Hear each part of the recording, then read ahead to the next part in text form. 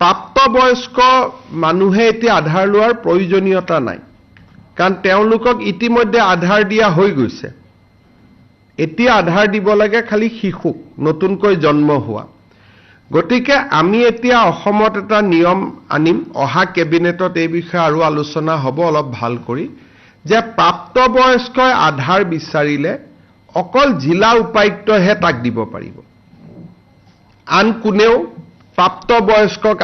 আধাৰ দিব নোৱাৰিব ইয়াৰ ফলত বাংলাদেশৰ পৰা অহা ফ্ৰেছ